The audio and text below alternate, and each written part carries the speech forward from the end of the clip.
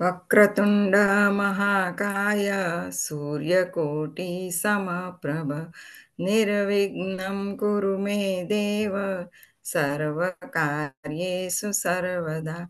सरस्वती नमस्तुभ्यं वरदे कामरूपिणि विद्यारम्भं करिष्यामि सिद्धिर्भवतु मे सदा।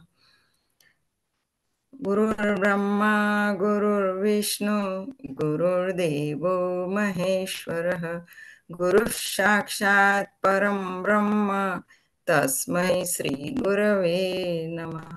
ॐ सहनाववतु सहनौ भुनक्तु सह वीर्यं करवावहै तेजस्विनावधीतमस्तु मा विद्विषावहै। ओम शांति शांति शांति। धन्यवादः महोदय।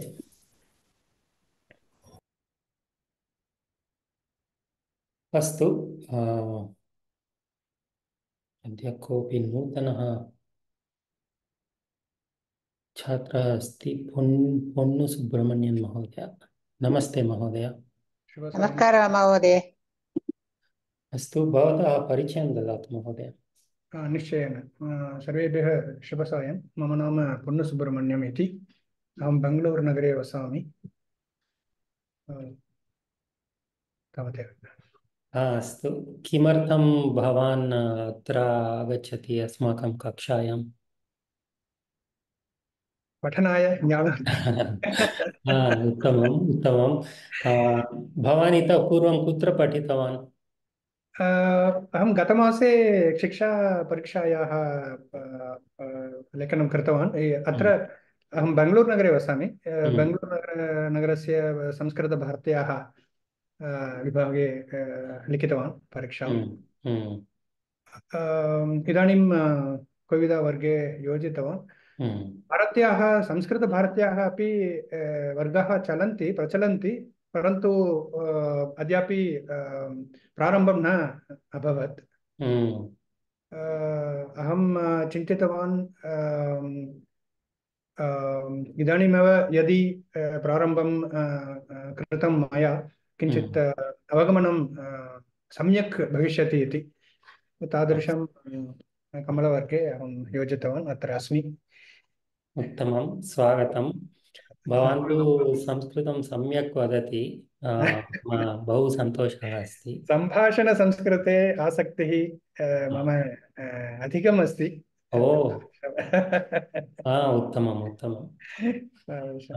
भवतः प्रेरणाद्वारा अन्ये छात्राः अपि संस्कृते वदन्ति इति आशये। अस्माकं कक्षायां बहु जनाः संस्कृते वदन्ति, परन्तु लज्जया केचन जनाः वक्तुम् अग्रे न आगच्छन्ति। अस्तु, लज्जा एव महोदय, लज्जा एव। परन्तु दोषाः मम भाषायामपि दोषाः भविष्यन्ति, परन्तु यदि अभ्यासं न कुर्मः सम्भाषणस्य कथं वर्धते, न वर्धते खलु। उत्तमम्। महोदय, महोदय, मम प्रार्थना perhaps Ponnu Srinivas महोदय सुब्रह्मण्यम अभ्यास वर्ग संभाषण संस्कृतम। सुब्रह्मण्यन महोदय, भवान् सम्भाषणस्य अभ्यासवर्गं चालयितुम् इच्छति वा इति रुक्मिणी महोदय पृच्छति। चिन्तयतु, इदानीमेव उत्तरं न अपेक्षते, चिन्तयित्वा वदतु। निश्चयेन। अस्तु, नमो नमः महोदय, सर्वेभ्यः नमः। नमस्ते मीरा महोदय, पुनः स्वागतम्।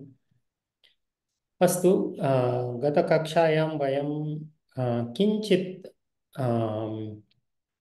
पदानाम् अर्थः वाक्यरूपेण दृष्टवन्तः किल। इतः पूर्वं तु यदा वयं मालतीवर्गे स्मः तदा तु पर्यायपदानि दृष्टवन्तः। पदस्य अर्थः पर्यायपदरूपेण दृष्टवन्तः। परन्तु अस्मिन् वर्गे वाक्यरूपेण अर्थं कथं भवति इति पश्यामः। किमित्युक्ते समासे वाक्यस्य रूपेण अर्थम् अस्ति। समास नाम किम्? वयं किञ्चित् उक्तवन्तः समास नाम किम् इति। कोऽपि स्मरति? पदानां योजनं। पदानां योजनं। सन्धि इत्युक्ते वर्णानां योजनं। वर्णानां योजनं। पदानां योजनेन किं भवति? समासः। समासः भवति, परन्तु एकपदं एकं नूतनं पदम् आगच्छति। पूर्वं प्रायः पदद्वयमस्ति, पदत्रयमस्ति, परन्तु समासानन्तरम् अथवा योजनानन्तरम् एकं पदं नूतनं पदम् आगच्छति। तदेव समासस्य विशेषः।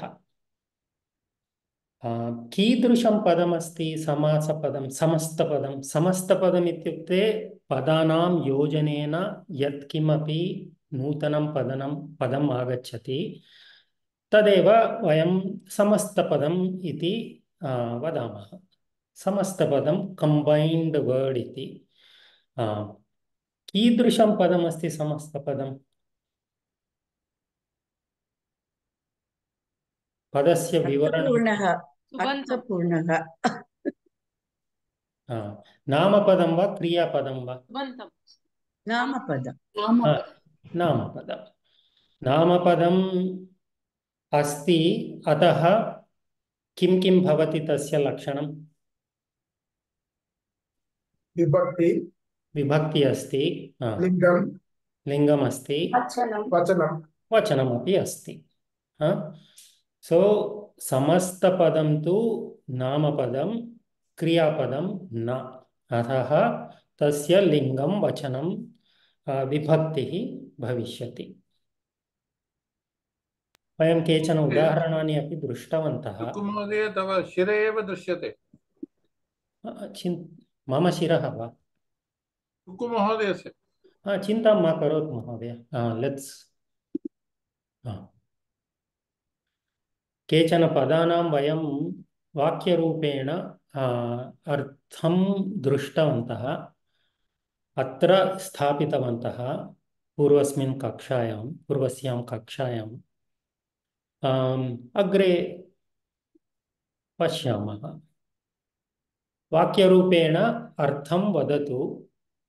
वयं विग्रहवाक्यं किं भवति इति वयं न दृष्टवन्तः, अतः विग्रहवाक्यम् अहं न इच्छामि।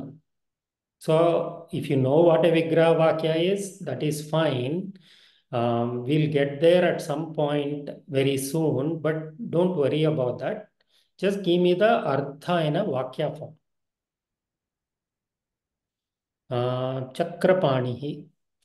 Harsha Mahoday, bhavati prayatnam karotu. Chakrapanihi. Pani means hasta. So chakra, yasya haste chakra asti. Yasya haste chakram asti. Kaha asti saha? Sri Krishna. Sri Krishna Vishnuः. उत्तमम्। यस्य हस्ते चक्रमस्ति अथवा यस्य पाणौ चक्रम् अस्ति। उत्तमम्। नीलकण्ठः। रोहिणी महोदय।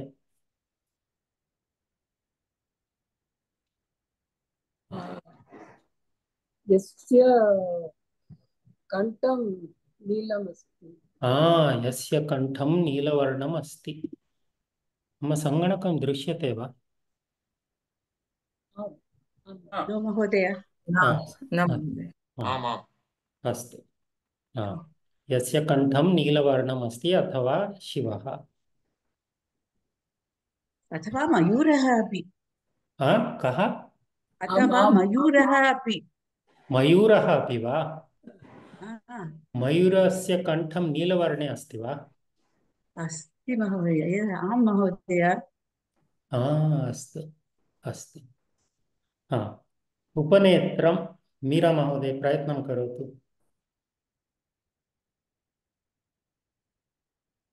नेत्रं यत् नेत्रयोः समीपे अस्ति नेत्रयोः समीपे यत् न उपनेत्रं यस्य सहायेन द्रष्टुं शक्यते उत्तमं यस्य नेत्रं सम्यक् कार्यं न करोति उपकरणम् अस्ति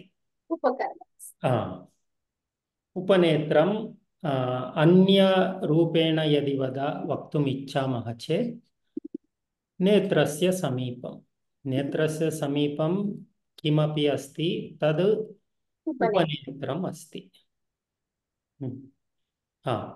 अत्र एकं पश्यतु अस्तु तस्मात् पूर्वम् एकं प्रश्नं पृच्छामि नेत्रम् इत्युक्ते अक्षः नेत्रस्य पर्यायपदं किमपि वदतु नयनम् अस्तु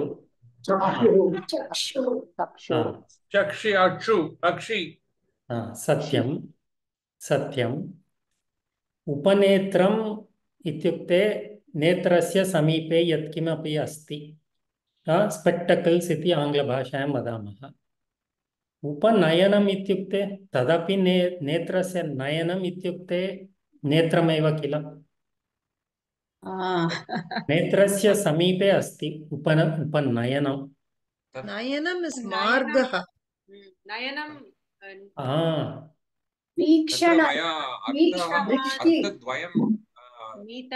श्रूयते महोदय प्रथमं तु नयति इति धातोः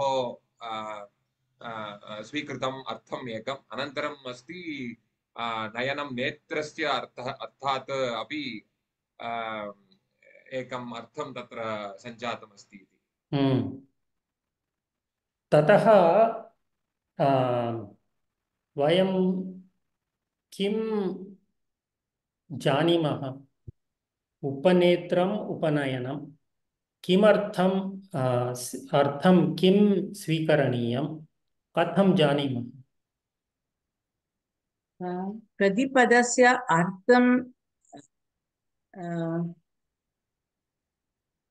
अर्थज्ञानम् आवश्यकम्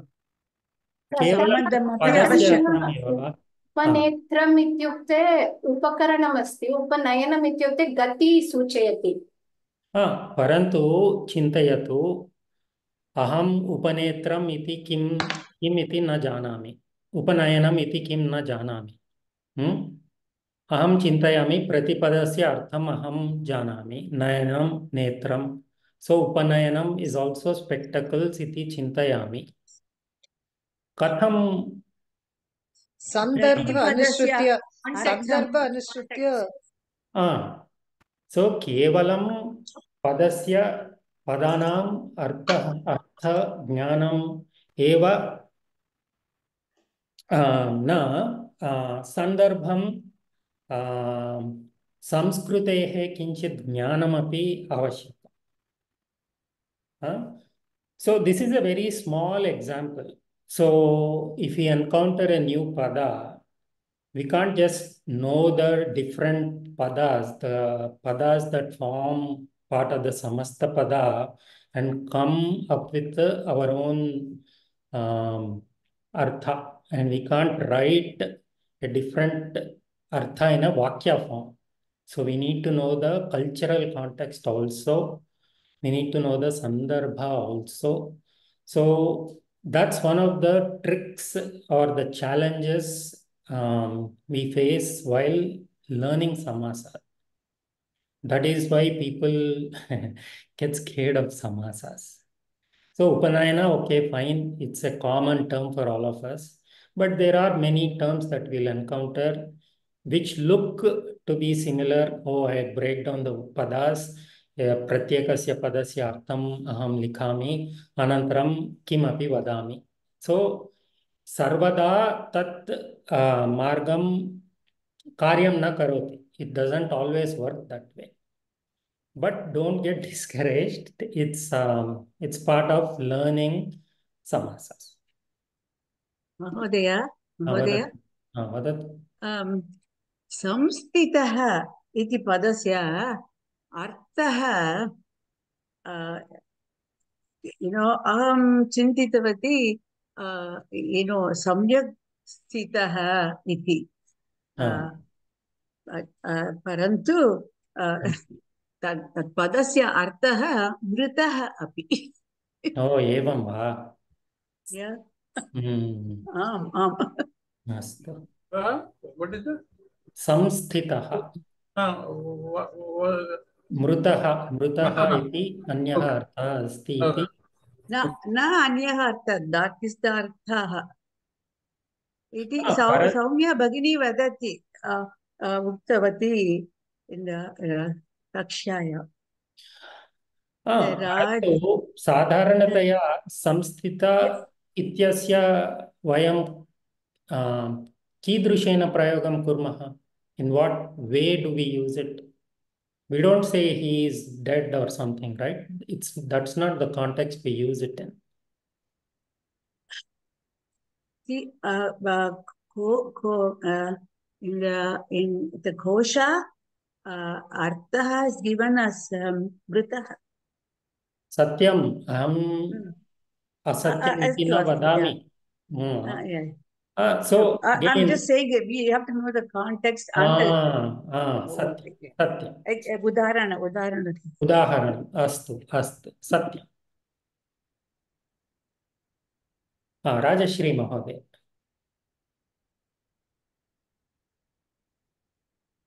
पितरौ माता पिता च पितरौ अत्र माता च पिता च उत्तमम् तस्य अन्य पर्यायपदमपि अस्ति माता पितरौ अपि समानमेव पितरौ नो चेत् माता पितरौ द्वौ अपि माता च पिता च इति सूचयति अन्तिममेकं कुर्मः मधुमती महोदय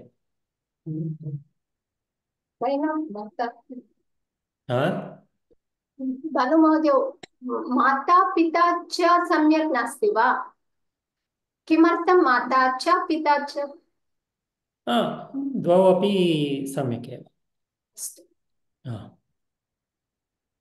मधुमती महोदय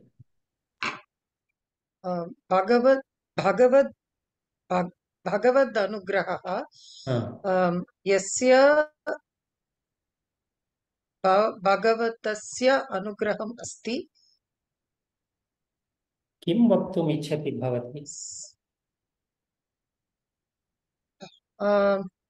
someone who is blessed एवं वा भगवद् अनुग्रहः so I thought the person who is blessed is that right भगवतः अनुग्रहः भगवतः अनुग्रहः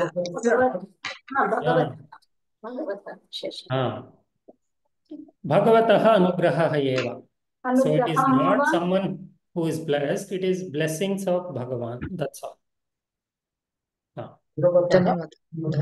अनुग्रहं वा अनुग्रहः वा अनुग्रह भगवतः अनुग्रहं अनुग्रहः भगवता अनुग्रहः इत्यर्थे it's different it's an अन्य अन्यम् अर्थमस्ति वा अत्र भगवतः अहं न जानामि अहं न जानामि भगवतः अनुग्रहः एव अहं चिन्तयामि भगवतः इत्युक्ते षष्टिविभक्त्यौ अस्ति भगवता अनुग्रहः भगवता अनुग्रहः यः सः that could be another one अनुग्रहितः इति तृतीय भगवता अनुग्रहः thank you but don't we just use pradipadikam for samasam you are jumping 2 or 3 steps ahead you are not there yet okay Kshamyata Mahodaya na chinta nasti so if you already know samasa please be patient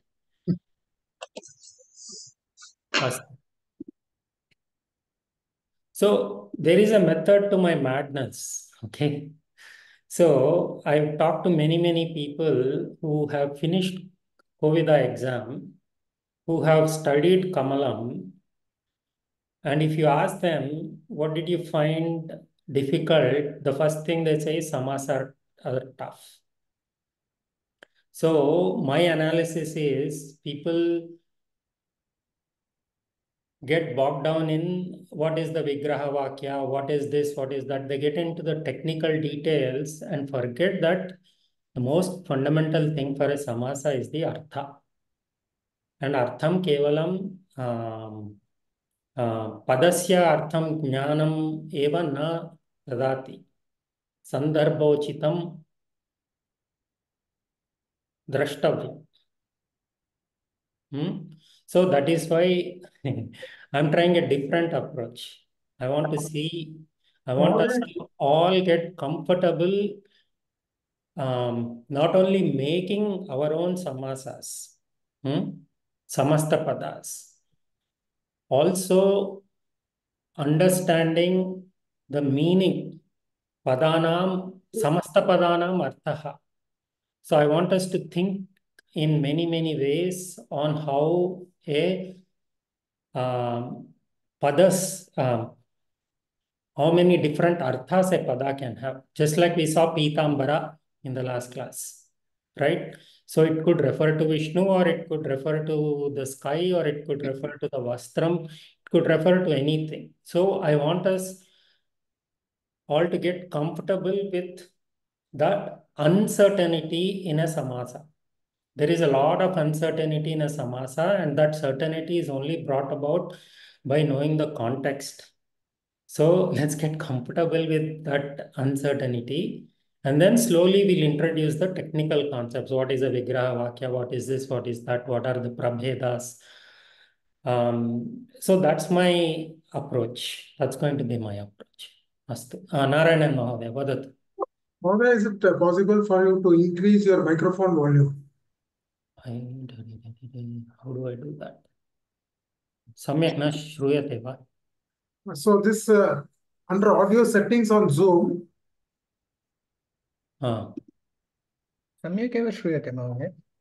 Under audio settings on Zoom, if you go to that up caret arrow, then you have volume, speaker volume and microphone volume as 2 different items.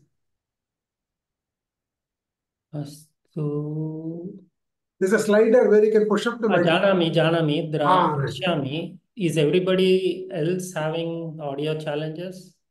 पूर्वमपि सम्यक् एव श्रूयते We are in a slightly noisy environment. So, Astu, I have done that. Hopefully, that will help you. Right, Mahodaya. Thank you. Madhumati Mahodaya, vadatu. Mahodaya, in the same context that you said, I came through a word which said Bahu Palaha. Bahu Palaha. Okay, so that for that the meaning was given as Yasya Vriksha Palani Dattani. So that tree is called Bahu Palaha.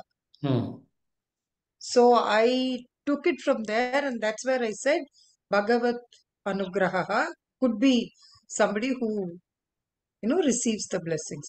So this what you said is absolutely right. There is a that there is no surety about I mean, there's no probably one right answer. Is that what you're saying, or there is no surety? That is exactly what I'm saying. There is no one right answer. That answer depends on the context. So it is possible what you said, that Bhagavad Anugraha is a person who received Bhagavataha Anugraha. Prayaha. रचयिता कस्मिन् सन्दर्भे तत्पदम् उपयुज्यति इति द्रष्टव्यम्. So that was going to be my next point. Just by looking at a pada, we can't say the vakya roopam. For example,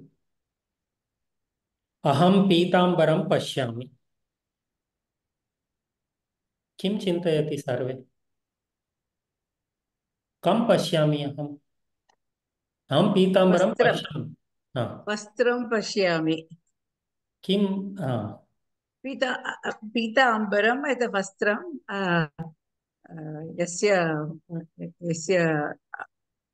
वर्णः पीतवर्णम् अस्ति सत्यं. पीताम्बरं नाम एक नरः अहं पश्यामि. पीताम्बर नाम पुरुषमपि पश्यामि. सो अहं पीताम्बरं पश्यामि, तदपि सम्यक् एव. अहं विष्णुमूर्तिं पश्यामि, तदपि सम्यक् एव. सम्यक् एव, बट् परन्तु आकाशः एव. आकाशं पीतवर्णे अस्ति, तदपि अहं पीताम्बरं पश्यामि, तदपि वक्तुं शक्यते. So get used to that. We can't say. So sometimes just by looking at a pada, we can't know the exact meaning. And sometimes in vakyas like this, aham pitambaram pashyami, it's not possible. So in those kinds of situations, we have to know the broader context. Is the context about talking about Vishnu? In that case, it's very obvious. Or am I describing the sky as a lover of nature? In that context, Pitambara is different. Am I talking about clothes? I don't know. So just by Vakya also, it is not always possible to say the exact meaning. बहुतानि उत्तराणि सन्ति. बहूनि उत्तराणि सन्ति, सत्यम्.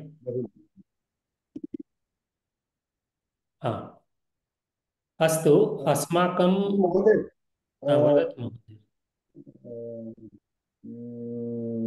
अनुग्रह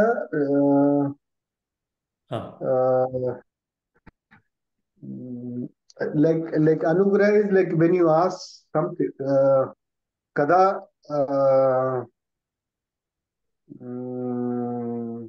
aham इच्छामि अहम भगवानम अनुग्रह करोमि तदा भगवान अनुग्रह सन्ति परंतु you said different. Yes. अहम निवेदनं करोमि भगवान अनुग्रहं. अहम निवेदनं करोमि भगवान अनुग्रहं करोति. ओके, अवगतम्? आं महोदय, धन्यवादः. अस्माकं कोविद पुस्तके काव्यकथा अस्ति. काव्यकथा द्वयमस्ति. प्रथमकाव्यकथा अस्ति कुमारसम्भवं, द्वितीयमस्ति नैषधीयचरितम्. अत्र कुमारसम्भवस्य प्रथमभागे प्रथमपुस्तके एतत् अस्ति. मम आशा अस्ति वाक्यानि दृष्ट्वा अर्थम् अवगमनं कर्तुं प्रयत्नं कुर्मः. अत्र स्थूलाक्षराः सन्ति, स्थूलाक्षराणि सन्ति. तेषाम् अर्थं किम् इति वाक्यरूपेण वक्तुं प्रयत्नं करोतु. इतः पूर्वं वयं केवलं पदानि दृष्टवन्तः. इदानीं किञ्चित् सन्दर्भमपि अस्ति. सन्दर्भ सहायेन अर्थं वाक्यरूपेण वक्तुं प्रयत्नं कुर्मः। गोमती महोदय, प्रथमं वाक्यं पठतु कृपया। नमस्ते महोदय। कुमारसम्भव महाकाव्यं कालिदासेन विरचितम्। अत्र त्रयः समासाः सन्ति, त्रीणि समस्तपदानि सन्ति। कुमारसम्भव इत्युक्ते कुमारसम्भव इत्युक्ते कुमारस्य सम्भव। उत्तमं। कुमारस्य सम्भवः कुमारसम्भवः। सम्भवः इत्युक्ते सम्भवः इति जननं। जननम्। उत्तमं। कुमारः कः? कुमारः कार्तिकेयः।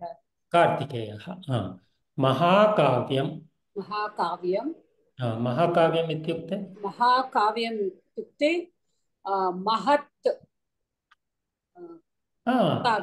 महत् काव्यं। यत् काव्यं महत् अस्ति तत् महाकाव्यम्। उत्तमम्। अत्र पश्यन्तु, महाकाव्यम् इति एकं समस्तपदं, कुमारसम्भव इत्यपि एकं समस्तपदं। द्वयोः योजनेन एकं तृतीयं समस्तपदमपि अस्ति, कुमारसम्भव महाकाव्यम्। कुमारसम्भवः इति महाकाव्यम्। कुमारसम्भव नाम महाकाव्यम्। नाम महाकाव्यम् इति महाकाव्यम्। So there is some Mahakavyam by name Kumarasambhavam. So what happened to the Makara? Don't worry about that. We'll learn about all of that. So Kumarasambhavam iti Sampurna Namam asti. अत्र मकारः न दृश्यते। कुत्र तद् गच्छति अग्रे पश्यामः। परन्तु अत्र द्रष्टव्यविषयमस्ति, एकस्मिन् समस्तपदे अन्तर्गत समस्तपदानि अपि भवितुम् अर्हन्ति। अत्र महाकाव्यम् एकं समस्तपदमस्ति, कुमारसम्भवम् इति एकं समस्तपदमस्ति। द्वयोर्योजनेन कुमारसम्भव महाकाव्यमपि एकं नूतनं समस्तपदमस्ति। सो केवलम् एकस्मिन् समस्तपदे केवलं पदानि एव न, समस्तपदानि अपि भवितुम् अर्हन्ति। अस्तु। कालिदास। कालिदास। काल्याः दासः। काल्याः दासः। यः सः कालिदासः। सः कालिदासः। उत्तमं। तेन विरचितम्। उत्तमं। रीटा महोदय, द्वितीयं वाक्यं पठतु। अस्मिन् महाकाव्ये 27 सर्गाः सन्ति। 27 न? अस्तु। क्षम्यतां, तत्र प्रायः मुद्रणदोषम् अस्ति इति मन्ये। 17 किल? 17 इति लिखितमस्ति। 17। अहं सम्यक् करोमि। अस्तु, महाकाव्यमिति वयं दृष्टवन्तः। तृतीयं वाक्यं पठतु।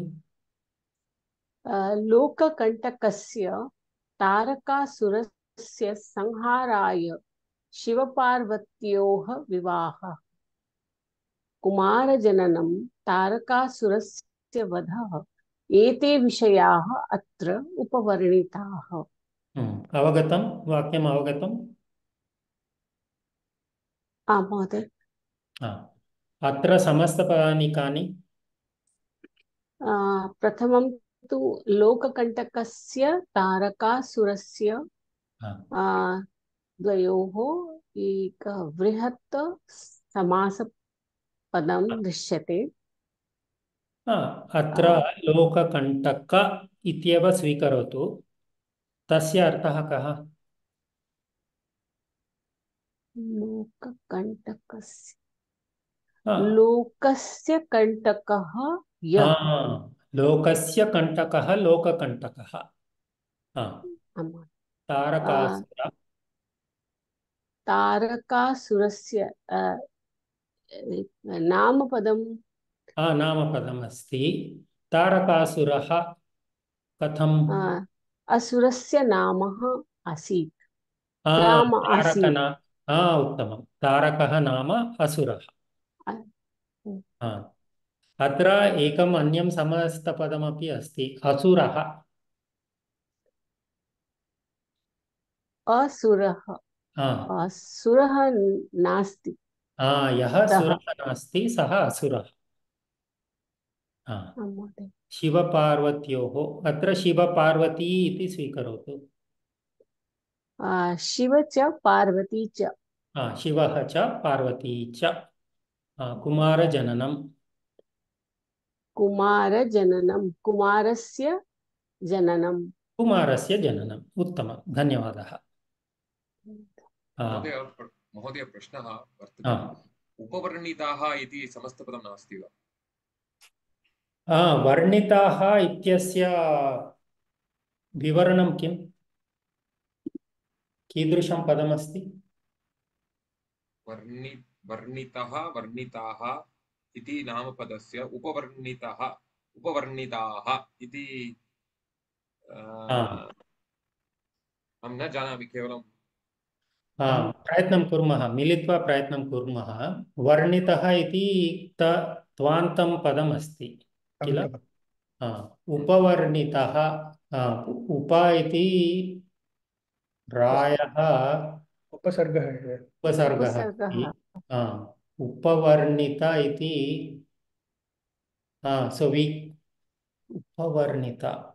So we probably cannot say varnitasya samipam like we did with upanetram. Pashyamah, militva pashyamah.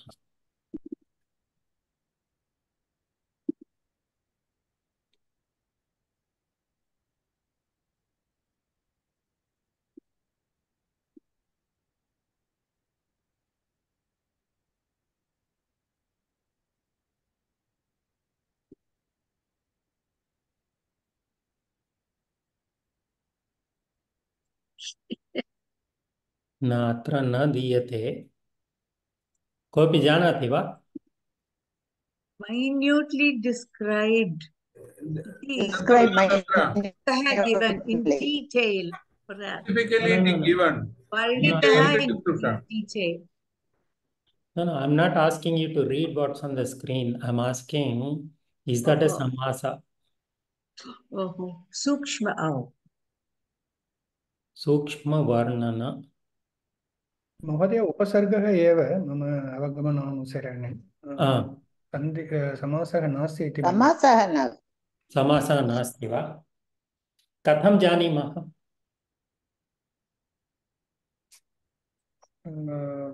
सन्दर्भस्य अनुसृत्य वयं जानीमः। No, it's a sincere question. No, seriously, because I also was thinking this question I also had. So I was also thinking, because it is like you said Samipe and all that will not really go with this. So it has to be, Upasarga. That is the Sandarbha, I thought. Subramanian Mahodaya, किमपि भवान् वक्तुम् इच्छति वा? न मम अवगमनमपि सन्दर्भ अनुसारेण पश्यामः यदि वयं अत्र अर्थस्य विवरणं ददाति, किञ्चित् अधिकतया ददाति। केवलं वर्णितः न, उपवर्णितः विस्तरेण तस्य कथायाः विवरणं ददाति इति मन्ये। तस्य वाक्यस्य अर्थः तादृशं पश्यामः चेत् उपवर्णिताः उपसर्गः एव क्तान्तरूपं बहुवचनं पुल्लिङ्गम्। एवं वक्तुं शक्नुमः वा? विस्तारेण वर्णितः उपवर्णितः। अत्र तु अर्थः भिन्नम् अस्ति खलु। minutely described इति वयं पश्यामः। न्यूनरूपेण, नाट् न्यूना, मैन्यूट्लि इत्युक्ते अधिकतया एव, केवलं सो अधिकतया वर्णितम् अस्ति तत्र। अस्तु, एवं वक्तुं शक्नुमः वा? अधिकतया वर्णितः उपवर्णितः इति वक्तुं शक्नुमः वा वाक्यरूपे? इत्युक्ते विस्तारेण वर्णितः वा? मैन्यूट्लि,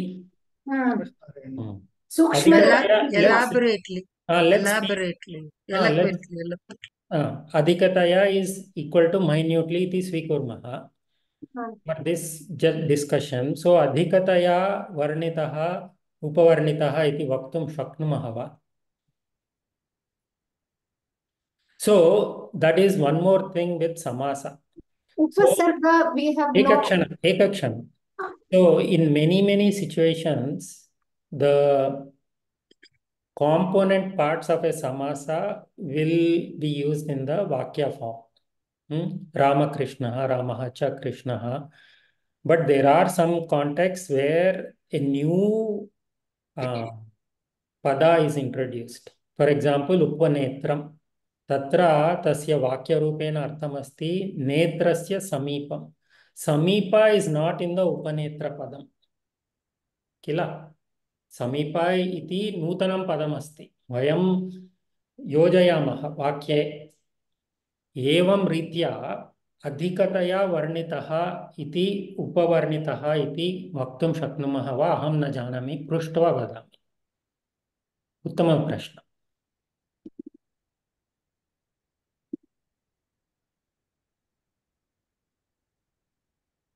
अस्तु, कस्य क्रमः अस्ति? रामु महोदय.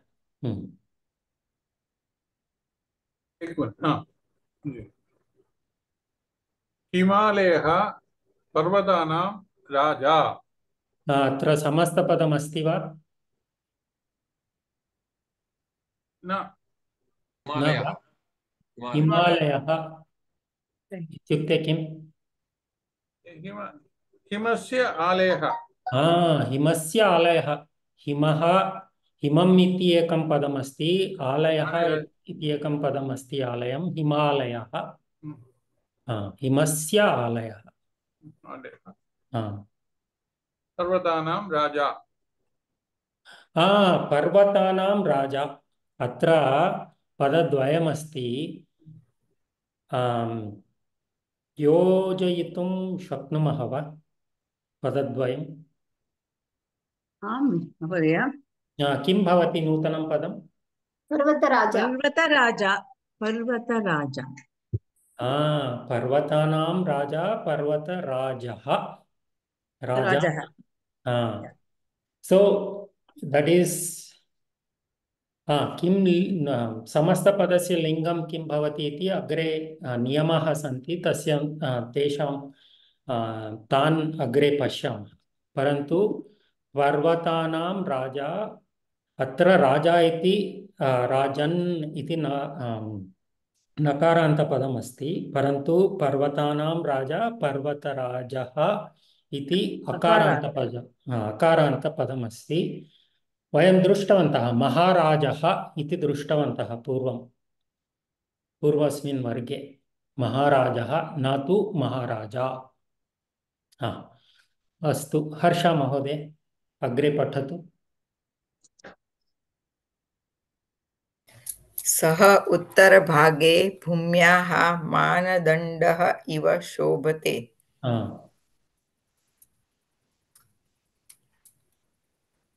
उत्तरभागे.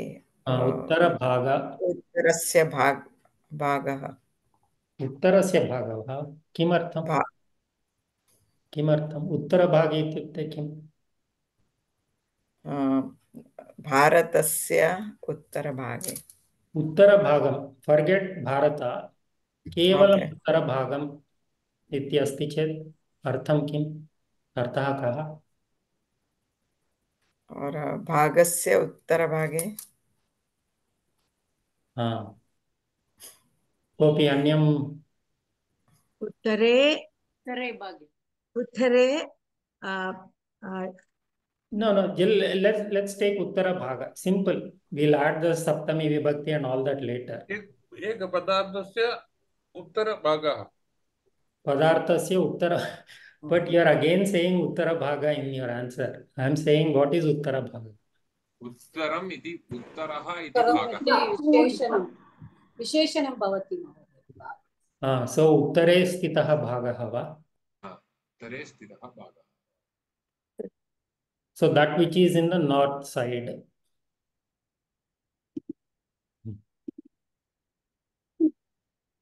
भूम्या मानदण्डः। मानदण्डः। महोदय एकः प्रश्नः। पृच्छतु महोदय। You also have in a text पूर्वभागम् and उत्तरभागम्। उत्तमं सत्यम्। अन्ये सन्दर्भे पूर्वभागम् उत्तरभागम् इति वक्तुं शक्नुमः। तत्र तस्य अर्थं भिन्नं भवति। सत्यम् उत्तमम्। मानदण्डः दण्डः इत्युक्ते हर्ष महोदय? दण्ड इत्युक्ते like a stake or mana means honorable. सत्यं। परन्तु honorable stick इति अत्र अर्थः नास्ति किल? This is a parvat, so it's a manadanda means Himalaya is standing like a honorable parvat. अत्र अर्थः भिन्नः अस्ति. इट्स् किं वदामि, it's like a delimiter, border, measuring rod, benchmark. Exact meaning is measuring rod, परन्तु अत्र डिलिमिटर इत्यर्थे स्वीकुर्मः। बेंचमार्क। बेंचमार्क।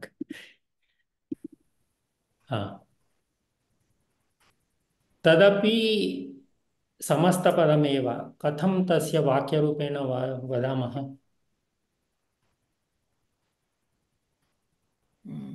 माननाय दण्डः। मानाय दण्डः। प्रायः मानाय दण्डः। उत्तमं। रुक्मिणी महोदय अग्रे पठतु। अनेकानि रत्नानि औषध्यः च तत्र सन्ति। तत्र समस्तपदानि सन्ति वा? औषध्यः। औषधि तस्य बहुवचनरूपम्। औषधि औषध टङ्कणदोषमस्ति वा? न जानामि। औषधि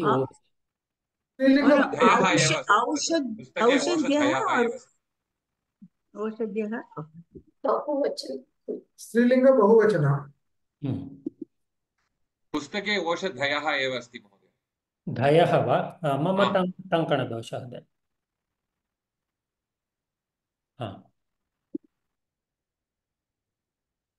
अस्तु।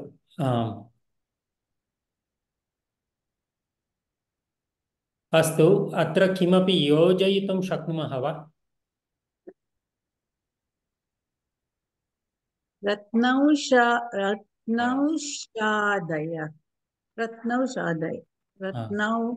Something more simple.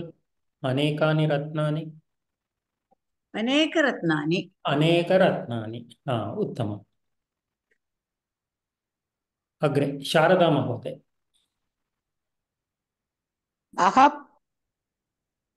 एकनिमिषं।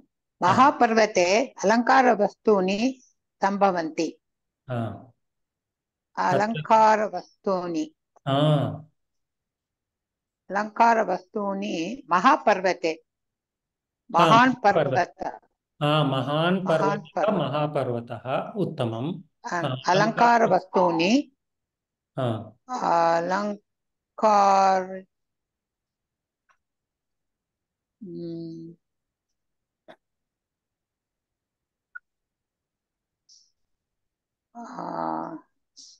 अलङ्कारवस्तूनि किम्? आङ्ग्लभाषायां तस्य अर्थः कः? lot of decorative articles. Objects. Decorative objects. सत्यम्। अलङ्कारवस्तूनि सम्भवन्ति महापर्वते अलङ्कारवस्तूनि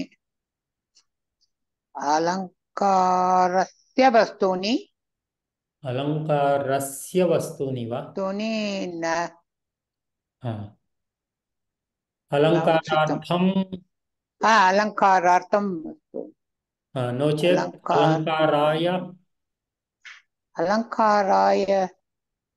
अलङ्काराय अपि वक्तुं शक्यते। अस्तु, धन्यवादः। अलङ्कारार्थम् उत्तमं। रोहिणी महोदय अग्रे पठतु। देवताः तैः वस्तुभिः एव शरीरम् अलङ्कुर्वन्ति। अत्र अस्ति वा?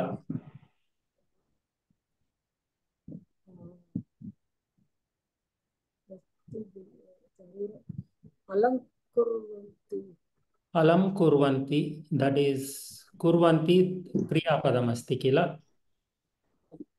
प्रायः न। अग्रे। हिमालयस्य सरोवरेषु मनोहराणि पद्मानि भवन्ति। हिमालयस्य दृष्टवन्तः। अत्र हिमालयस्य सरोवरस्य योजयितुं शक्नुमः वा? हिमालयस्य सरोवरेषु एकक्षणं लेट् रोहिणी महोदय आन्सर् प्लीज। हिमालय सरोवरेषु हिमालयस्य सरोवरेषु नो चेत् हिमालय सरोवरेषु। उत्तमम्। अग्रे मनोहराणि पद्मानि मनोहर पद्मानि। उत्तमं, धन्यवादः। सुब्रह्मण्यन महोदय। अस्तु महोदय। सप्तर्षयः स्वयम् आगत्य पूजायै तानि नयन्ति। सप्तर्षयः प्रायः समस्तपदं सप्ताह ऋषयः। सप्त ऋषयः, 7 ऋषिस्, सप्तर्षयः स्वयम् आगत्य पूजायै तानि नयन्ति। स्वयं सप्तर्षयः तावदेव। उत्तमम्। अत्र मनोहराणि समस्तपदं सत्यं सत्यं। मनोहरं मनः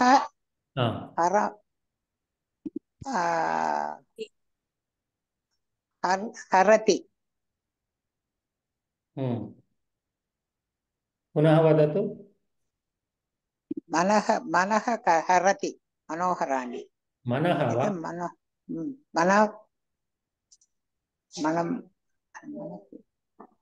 मनसि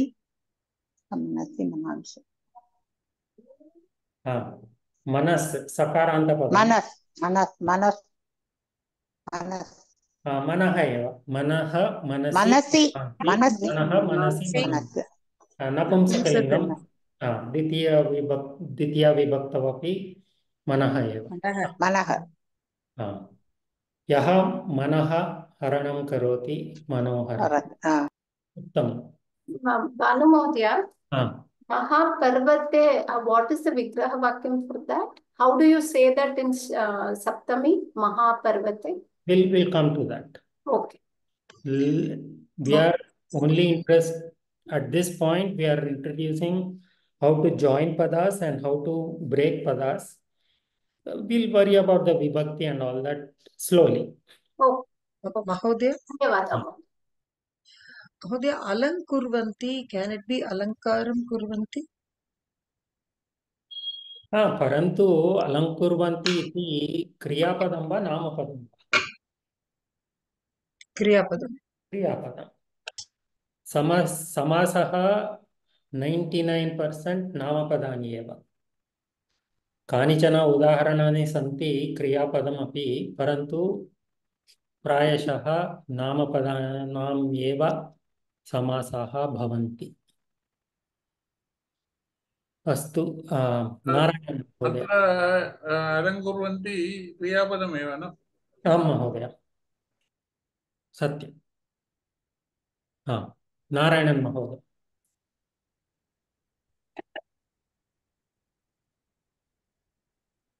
अस्ति वा नारायणन्? माननीय मेनादेवी हिमालयस्य धर्मपत्नी।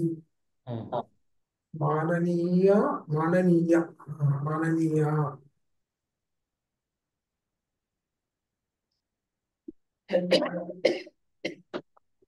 I don't think that's a Samastapadam. प्रायः न।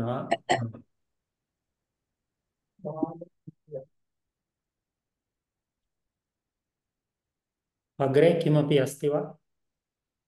मेनादेवी इत्युक्ते, I mean, is there a meaning for that? तस्याः Yeah, is there a नाम meaning for that अहं न name? जानामि। अहं किञ्चित् मेनादेवी नाम वा? मेनादेवी इति हिमालयस्य धर्मपत्नी अत्र एव दीयते। तस्याः नाम नाम परन्तु तस्य अर्थः अस्ति वा इति अहं न मया न दृष्टम्। तद् समस्तपदमेव किल? समस्तपदं मेनायाः देवी वा? मेना इति देवी। अर्थं किं मेना? परन्तु मेना इति देवी वा? कथं? मैनाकम् इति पर्वतम् अस्ति खलु? मेना इति पर्वतं प्रायशः पर्वतस्य मेना इति तस्याः नाम। मेना देवी। एवं वा? मेना इति तस्याः नाम। अस्तु, मेना इति रामदेवः सदृशं। रामः इति देवः। मेना नामस्य देवी। मेना नाम देवी। मेना नाम देवी। मेना नाम देवी। अस्तु, धन्यवादः। अग्रे एकम् अधिकं पदमपि अस्ति, अन्यं पदमपि अस्ति अत्र। हिमालयस्य धर्मपत्नी। धर्मपत्नी। धर्मपत्नी।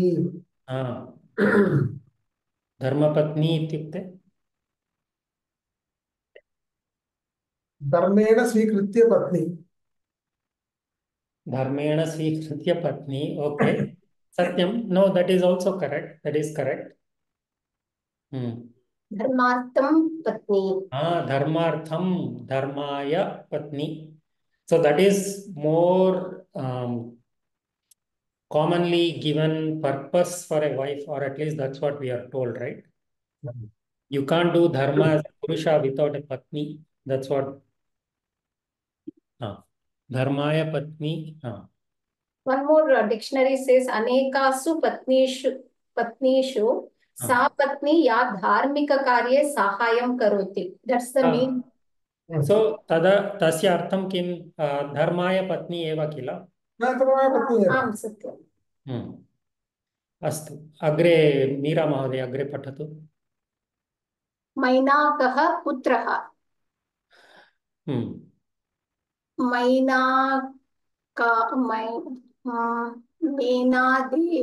मैनाकः पुत्रः देव्याः पुत्रः मैनाकः। मेनादेव्याः पुत्रः मैनाकः वा? प्रायः। Sounds like it. परन्तु तद् समस्तपदं नास्ति किल? केवलं तद्धितान्तम् एव। तद्धितार्थं सत्यं। जगन्माता पार्वती पुत्री। पुनः पठतु।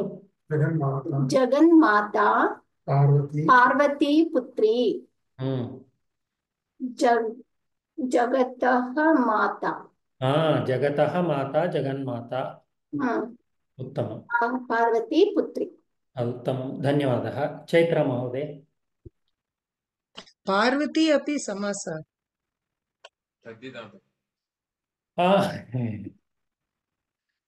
So tadhitartha is also tad samasa. So the classification of samasa is not very agreed upon by everybody. So sometimes some of the tadhitarthas are taken as part of samasa. There is a name also, tadhitartha samasa or something like that.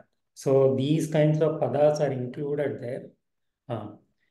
अस्तु, यदि स्वीकुर्मः वा न वा अन्यं विषयमस्ति। पार्वती इत्यस्य अर्थः कः? पर्वतराजस्य पुत्री। पर्वतस्य पुत्री एव, राजा इति आवश्यकं न। पर्वतस्य पुत्री। पर्वतस्य पुत्री। चैत्रा महोदय। पूर्वजन्मनि पार्वती सती देवी आसीत्। पूर्वजन्मनि प्रीवियस लाइफ। पूर्वजन्म इति स्वीकरोतु। सो अत्र पूर्वजन्मनि सप्तमी विभक्त्याम् अस्ति महोदय। सत्यं। पार्वती सती देवी आसीत्। यदि केवलं पूर्वजन्म इति स्वीकुर्मः चेत् तत्र समासः वा? आम् महोदय। पूर्वस्य जन्म। पूर्वस्य जन्म वा? और पूर्वः जन्म।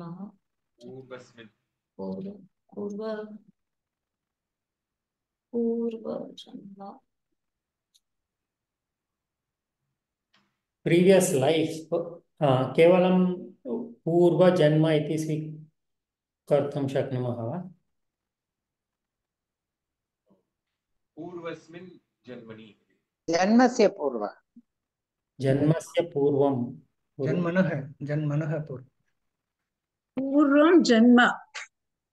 पूर्वं जन्म। पूर्वस्मिन् जन्म। पूर्वं जन्म, पूर्वजन्म, then अस्मिन्, तस्मिन्। अस्मिन् तस्मिन्, let's add later. Yeah, so पूर्वं जन्म। पूर्वं जन्म वा?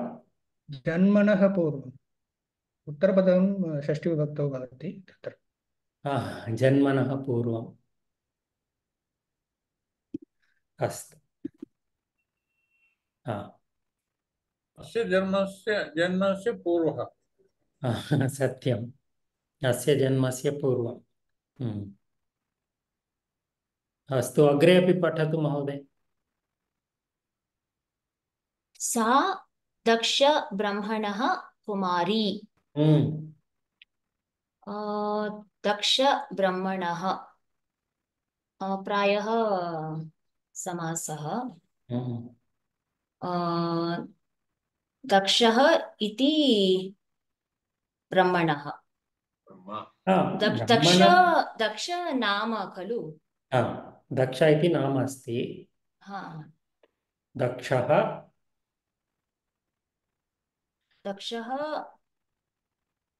ब्रह्मणः। ब्रह्मणः इत्यस्य विभक्ति। ब्रह्मणः षष्ठी विभक्त्याम्। यदि प्रथमा विभक्तौ किं भवति?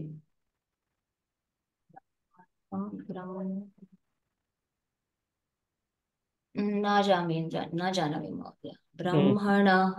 ब्रह्मणः षष्ठी विभक्ति। ब्रह्म इति पदं पुल्लिङ्गे अस्ति, नपुंसकलिङ्गे अपि अस्ति किल? आम्, किन्तु अत्र प्रायः पुल्लिङ्गे अस्ति।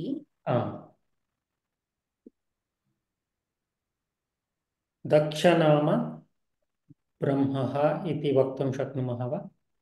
दक्षः नाम ब्रह्मः। प्रथमविभक्त्यां न स्मरामि। कोऽपि? दक्षः इति पुत्रः दक्षः। ब्रह्मन् शब्दं ब्रह्म एव। ब्रह्मस्य पुत्रः दक्षः। नो, दक्ष नाम ब्रह्मः। दक्ष नाम ब्रह्मः। दक्ष नाम ब्रह्म।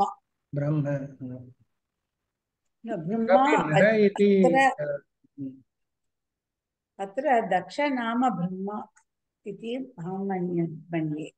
अस्तु, अत्र पश्यन्तु। दृश्यते वा? ब्रह्मन् इति प्रातिपदिकम् अस्ति। अत्र पुल्लिङ्गरूपम् अस्ति. It's not the Parabrahma that we are talking about. So Brahma ब्रह्मणः. सो दक्षः नाम ब्रह्मा इति प्रायः अस्ति. सम्यक् वा? प्रायः ब्रह्माजी.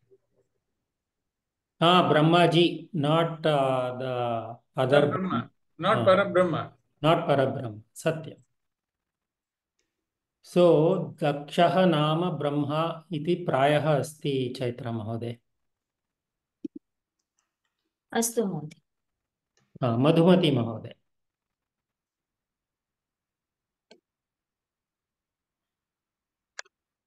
दक्षः कदाचित् यागम् एकम् अनुष्ठितवान्.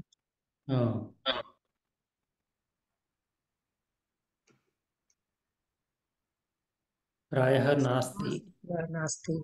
अग्रे. तस्मिन् समये सः सतीदेव्याः पतिम् ईश्वरं निन्दितवान्.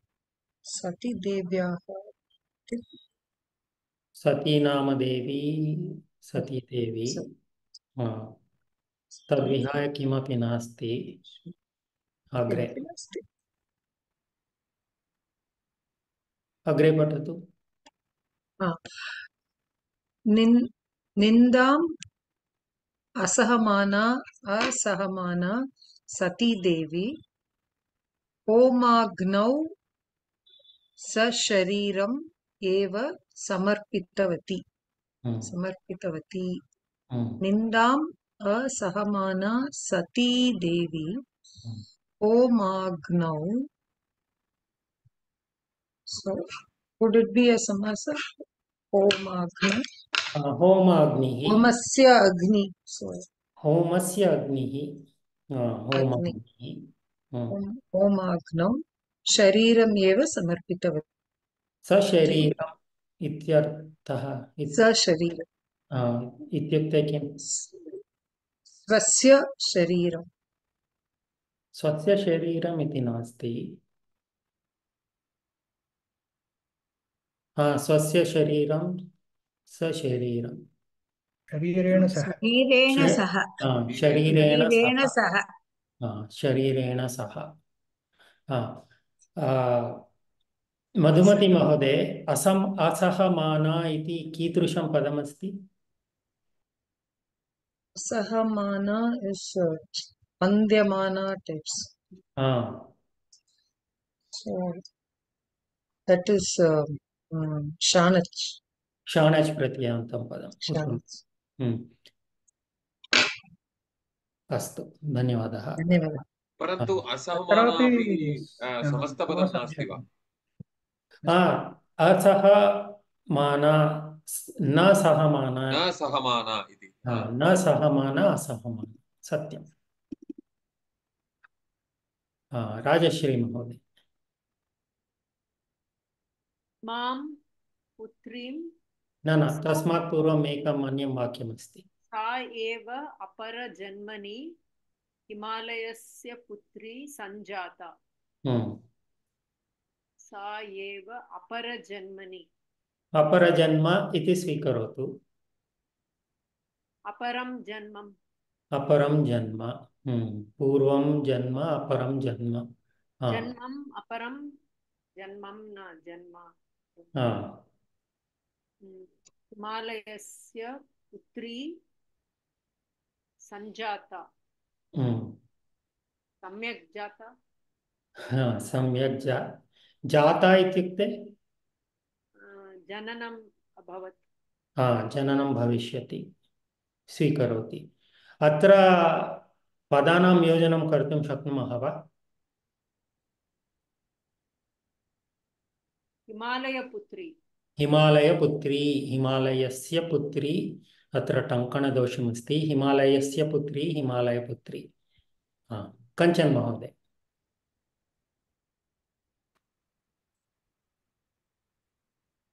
I think she is written, Mahodaya.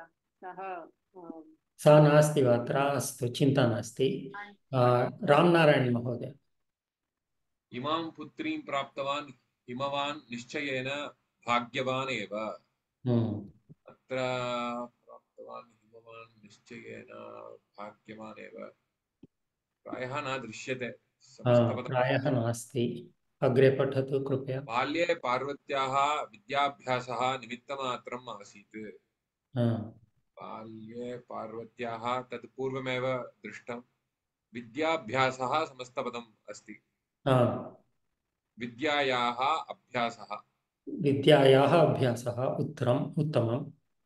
निमित्तमात्रं तदपि तद् समस्तपदं प्रायः समस्तपदमेव। निमित्त इति एकं पदमस्ति, मात्र इति एकं पदमस्ति। निमित्तमात्रं बहुसव्यसाचिन्। निमित्तं मात्रं। निमित्तं मात्रं। निमित्तं मात्रं। धन्यवादः। Did everybody get a chance? Did I miss anybody? अस्तु, गोमती महोदय।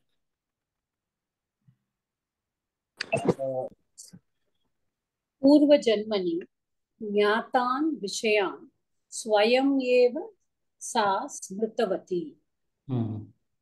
पूर्वजन्मनि is a समस्तपदम्. We saw that. Anything new? ज्ञातान् विषयान् समस्तपदं नास्ति, स्वयं एव सा स्मृतवती। क्रियापदम् अस्ति तत्। आम्। अत्र समस्तपदं कर्तुं शक्नुमः वा? ज्ञातविषयान्। ज्ञातान् विषयान्, ज्ञातविषयान्। उत्तमम्। धन्यवादः। रीटा महोदय। कालक्रमेण यौवनं प्राप्तवती। कालेन क्रमेण वक्तुं शक्यते महोदय? तत्र अर्थः कः? What is it trying to say? कालक्रमेण इत्युक्ते कालान्तरे। कालान्तरे कस्य अन्तरे? कालस्य अन्तरे, समयस्य अन्तरे। समयस्य अन्तरे। अतः कालस्य क्रमं कालक्रमं क्रमः, कालस्य क्रमः कालक्रमः। कालस्य क्रमः। अग्रिमं वाक्यमपि पठतु। तस्याः सौन्दर्यं लोकमोहकम् अनुपमं च आसीत्।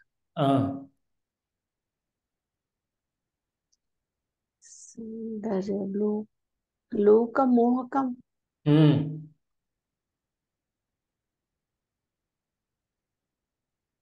लोकं मोहकम्। लोकं मोहकम्।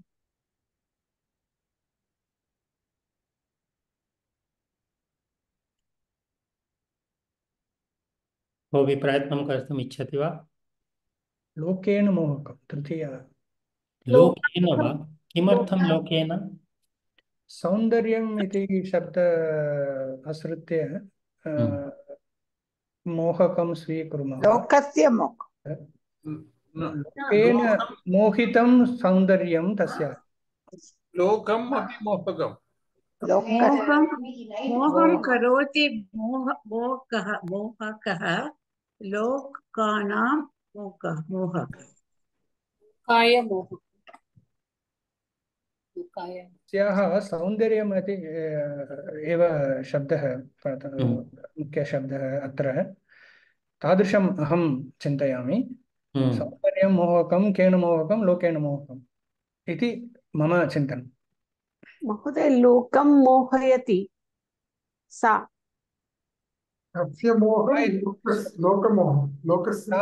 सा इति न दत्तं खलु भगिनि, तत्र तस्याः सौन्दर्यम् इति दत्तमस्ति। सौन्दर्यम् अस्तु। सौन्दर्यं दृष्ट्वा अहम् उक्तवान्। आं महोदय, सत्यं। लोकम् अपि मोहकं भवतु। तस्याः सौन्दर्यं मोहकः इति मोहं करोति इति मोहकः and then लोकानां or लोकस्य मोहक लोकमोहक तादृशमपि भवेत्। परन्तु सन्दर्भादनुसारम् अनुसरामश्चेत् यथा महोदयेन उक्तमस्ति तस्याः सौन्दर्यम् इति पदं स्वीकुर्मश्चेत् लोकेन मोहकम् एव लोकेन तृतीया with or by cannot happen. अत्र लोकस्य अर्थः लोकजनेन इति अपि लोकजनैः लोकेन अपि वर्धते because lokena would mean by yeah लोकस्य जनेन so lokena is correct. इत्थं पश्यामः तस्याः सौन्दर्यम् आसीत् कीदृशं सौन्दर्यं मोहकं केन मोहकं लोकेन मोहकं लोकेन मोहकं लोकेन मोहकं लोकेन न अहं चिन्तयामि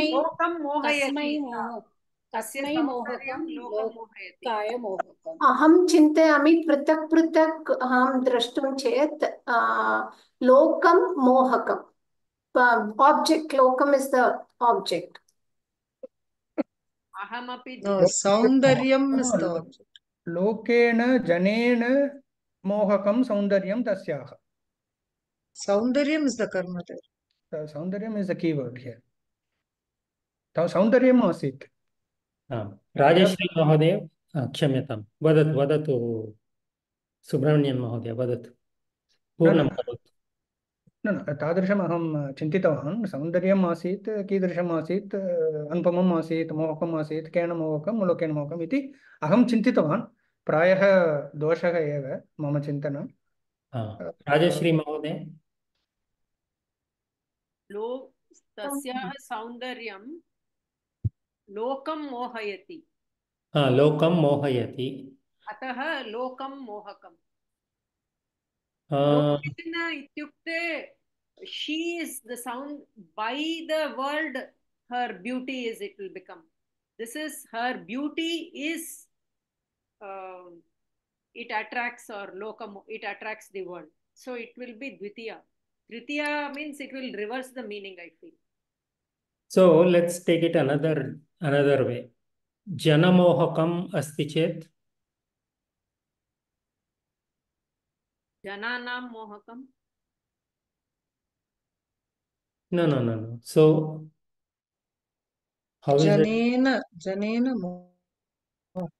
astu light by the jana चतुर्थी भवितुम् अर्हति महोदय by the word चतुर्थी लोकाय मोहकं वा अहं चिन्तयामि लोकाय मोहकं महोदय सौन्दर्यम् इति कर्ता भवति सत्यम् अत्र सौन्दर्यं कर्ता अस्ति मोहकम् if I take मोहति अथवा मोहयति क्रियापदम् अस्ति तो कर्मपदं लोकम्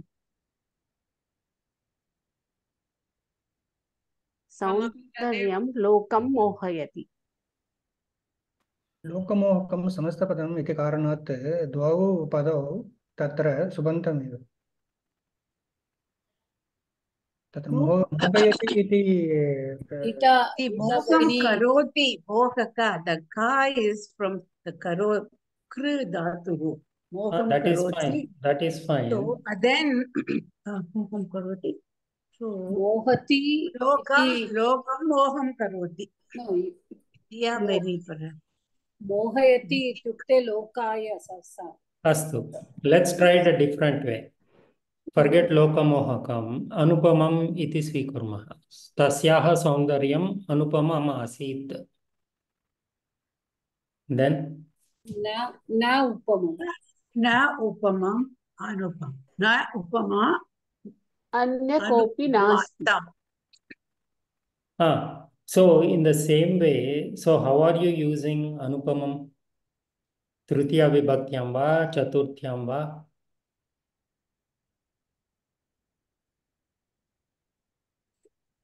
द्वितीयाय द्वितीय उपमम् द्वितीया न द्वितीया इति दृश्यते कारणं सौन्दर्यं नपुंसकलिङ्गपदम्। पुनः वदतु महोदय। न अनुपमं द्वितीया इव दृश्यते कारणं सौन्दर्यम् इति शब्दः नपुंसकलिङ्गशब्दः तत्कारणात् लोकमोहकम् अनुपमं द्वितीया विभक्ति न, प्रथमा विभक्ति एव सौन्दर्यं नपुंसकलिङ्गशब्दस्य कारणात् तादृशं दृश्यते एव। विशेषणपदमस्ति, सौन्दर्यस्य विशेषणपदमस्ति। द्वौ पदौ विशेषणं, सौन्दर्य इति पदस्य विशेषणरूपे एव मोहकम् अनुपमं सौन्दर्यं तस्याः च आसीत्।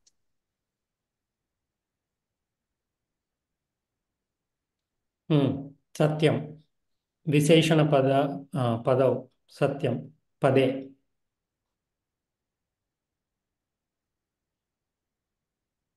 सो अतः लोकेन मोहकं वा?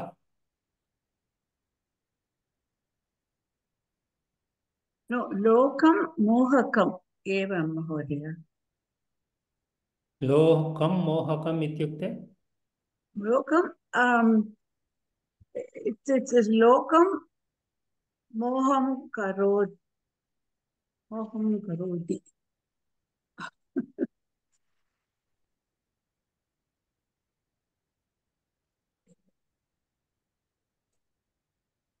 अस्तु, अहमपि न जानामि। लोकस्य सर्वजनान् मोहयिष्यति। अस्तु, अहं पृष्ट्वा वदामि।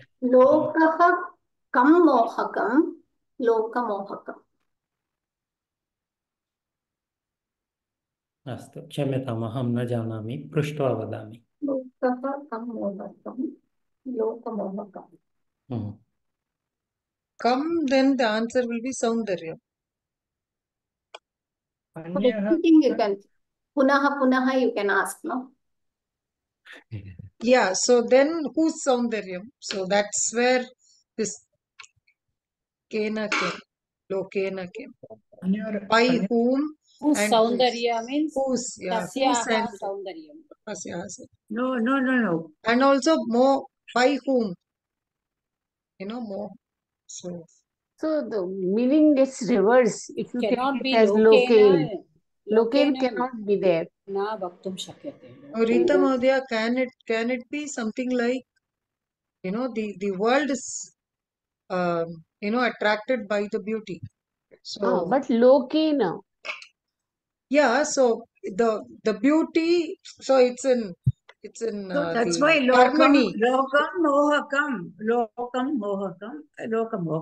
That's why lokam atra tatra dvitiya vibhakti.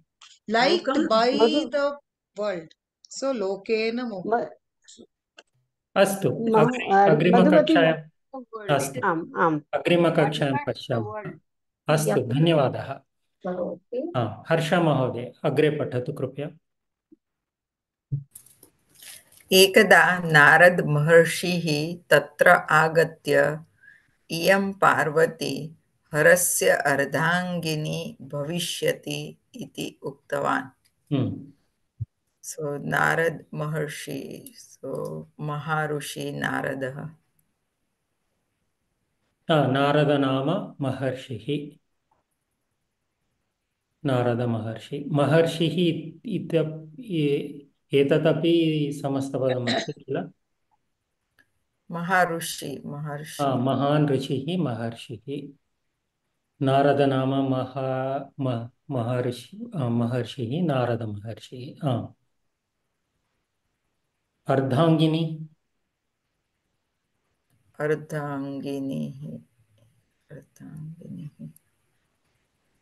So अर्धांगिनी न जानामि। कोऽपि will become Ardhangini, Ardhanari, something like Ardhanari. She'll become part of. One at a time. Angan. One Te at a time. ardha. One at a time, please. Ardham angam yasyaha sa. It's like a E pratyaya. Madhumati Mahoday, you are trying to say something. Yeah, she'll become part of Harasya Ardhangini. She'll become So, part of his. Ardhangini can be used in the same meaning in any other context also, right? It need not be just Harasya. So, Ardhangini, Patni. पत्नी एव तस्य वाक्यरूपेण अर्थं किम् अर्थः कः अङ्गस्य अर्धम् अर्धाङ्गम् Angasya ardham. अङ्गस्य अर्थं वा isn't it a little bit more than that Angam. Angasya ardham. अङ्गस्य अर्थम् अर्धाङ्गम् Angasya ardham. शरीरस्य Sharada Mahoday, you were also trying to say something. Please go ahead.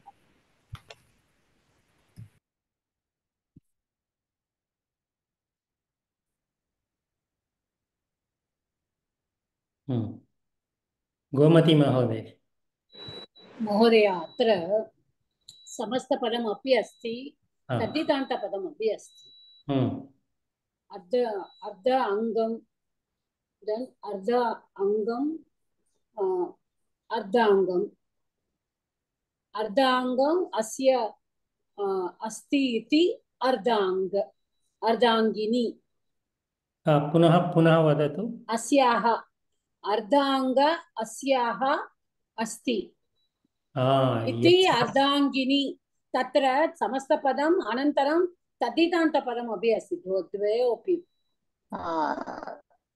इति अहं चिन्तयामि महोदय तद्धितान्तरूपेण किं भवति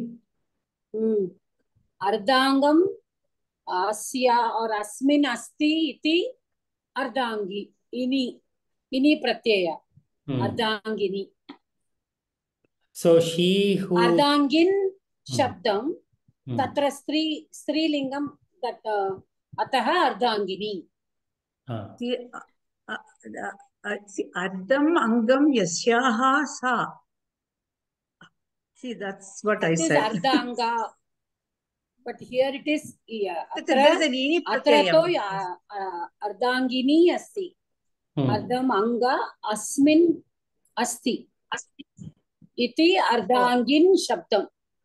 Tatra stri pratyaya योजयित्वा अर्धाङ्गिनी इति भवति उत्तमम् धन्यवादः महोदय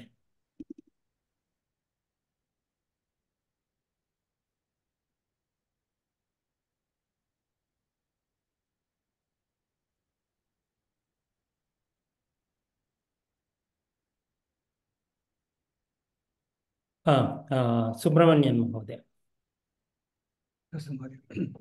तत् वचनं श्रुत्वा पर्वतराजः हराय स्वपुत्री दातुं मनसि संकल्पितवान् पर्वतराजः समासपदः पर्वतस्य राजा पर्वतराजः हराय स्वपुत्री स्वस्य पुत्री शब्दः अपि एकः समासः एव दातुं मनसि संकल्पितवान् द्वौ विहाय अन्यः समासः नास्ति इति मन्ये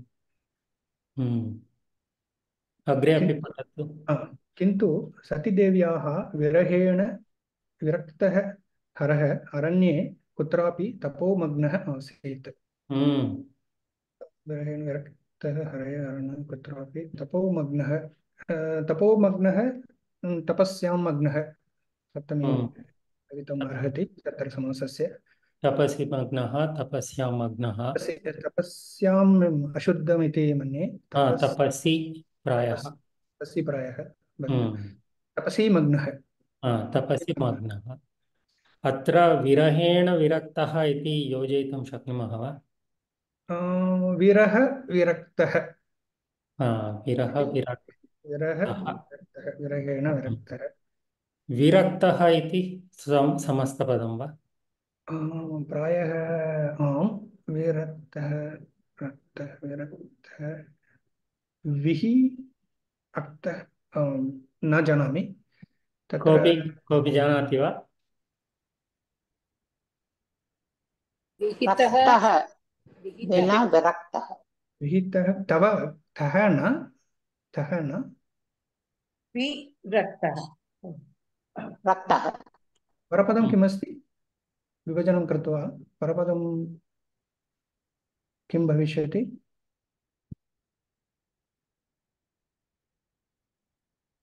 So who was the one that gave that answer?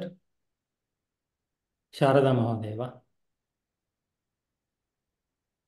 yes जी हाँ yes विरक्तः वदतु। रक्तः विना विरक्तः विना रक्तः विना रक्तः गोमती महोदय सम्यक् वा? न महोदय अहं न जानामि विहितः इति अहं विना विरहेण विरक्तः अत्र विना न आगतम् विहितः रक्तः इति अहं चिन्तयामि।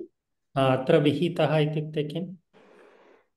विहितः इत्युक्ते सम्पूर्णतया तस्मिन् अस्ति इति। विहितः इत्युक्ते सहितः आपोसिट् इत्युक्ते विहाय विना सो विना रक्तः एव किल? रक्तः एव वैराग्यः अर्थः भवति। सत्यं विरागः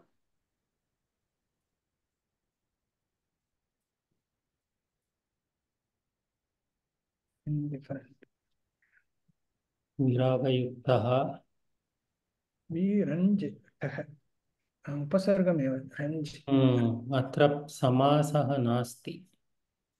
रञ्ज् धातोः तान्तरूपम्।